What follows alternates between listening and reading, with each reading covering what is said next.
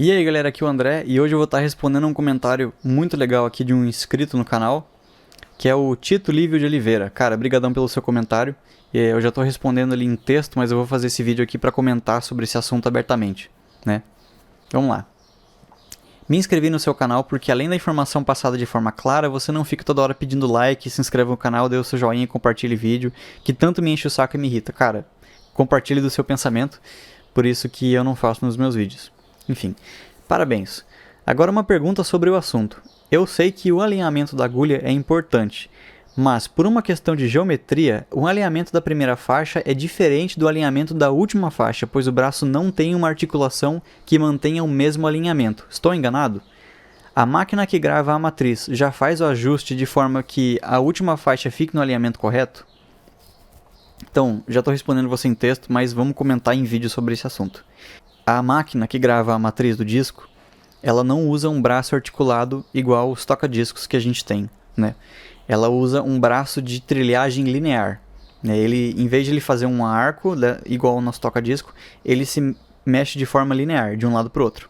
Né? Ele fica preso num parafuso, como se fosse uma cremalheira de torno, e o parafuso vai girando e vai puxando o braço ao longo do disco de forma linear. Então o alinhamento não muda na gravação da matriz do disco. Só que daí agora a gente tem esse problema nos nossos toca-discos aí que usam braços articulados. Então o que acontece? A gente usa um algoritmo, né, para alinhar a cápsula em dois pontos. A gente tem, por exemplo, o alinhamento mais utilizado nos toca-discos comuns, que é o bare weld. Então o que a gente faz? A gente imprime esse negócio aqui, recorta, fura onde está ali a marcação preta, coloca no prato do toca-disco e a gente alinha a cápsula para que ela fique rente com essas linhas, né, em cada um desses dois pontos. Então, a gente coloca a cápsula em cima da marcação ali do 66mm, né, que é a primeira mais perto do pino, alinha ela, deixa ela retinha, aí a gente coloca a cápsula em cima da segunda marcação, que está mais longe, que é 120,89mm, alinha de novo. E daí, qual que é o resultado disso? A gente vai ter esse gráfico aqui, ó, esse gráfico em azul. Essa linha azul, ela representa a distorção de trilhagem desse alinhamento, que se chama bare weld.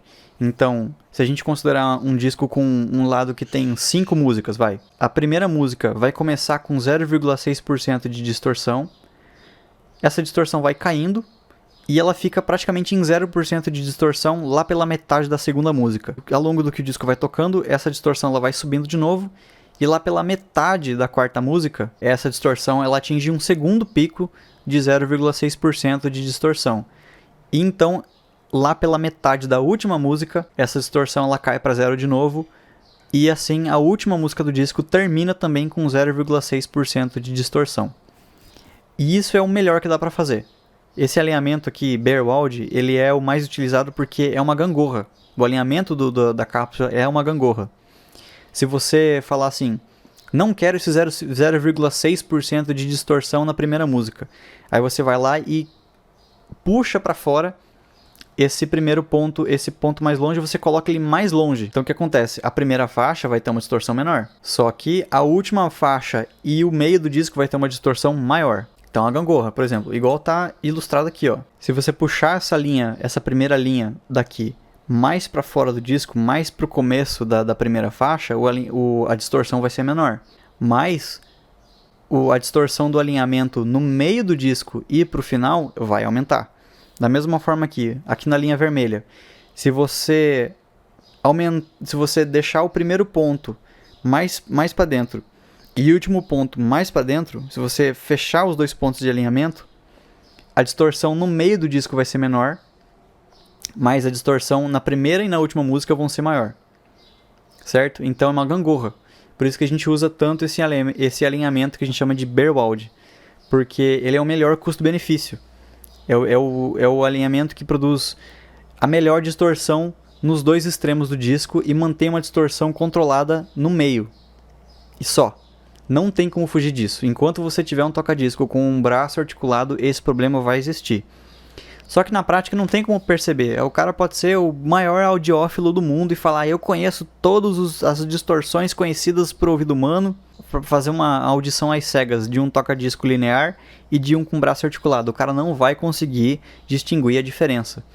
Só se ele colocar um disco de teste sintético, né, que é um disco que vai produzir um som ou algum tom que demonstre esse problema de forma clara. Mas de resto, na prática, não tem como perceber a diferença entre esses dois toca-discos, né? O linear e o articulado. O que você pode fazer, não é muito comum de ter aqui no Brasil, é um toca-disco com... é justamente esse toca-disco com braço linear. É muito difícil de ter por aqui, mas você acha alguns perdidos por aí. Enfim, então o alinhamento ele é feito quando você vai instalar a cápsula no Shell pela primeira vez, e ele não é tão crítico se você usa uma forma de agulha mais simples, como uma cônica ou uma elíptica. Mas no momento que você começar a usar uma agulha um pouco mais complexa, como uma Shibata, ou uma microlinear, ou uma linha de contato, aí sim o alinhamento ele vai ser muito crítico para o som, e não só para o som, como para o desgaste que a agulha vai sofrer,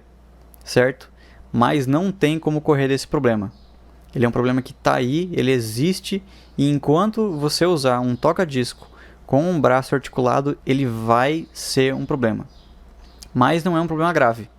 Tanto que a distorção natural da agulha sempre vai ser muito, muito maior do que a distorção causada pelo alinhamento da cápsula no disco. Por isso que é importante que, se você é uma pessoa que se importa muito com distorção do som, que você use uma agulha com um formato especial, né? Uma Shibata ou uma microlinear, que daí sim você vai ter uma distorção de trilhagem menor da própria agulha.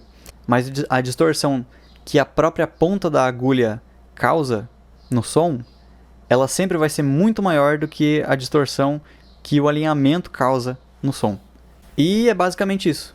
Esse assunto ele é simples dessa forma, não tem muito o que falar sobre ele, porque não tem o que fazer, certo? Obrigado aí, Tito, pelo comentário, e eu vejo vocês na próxima.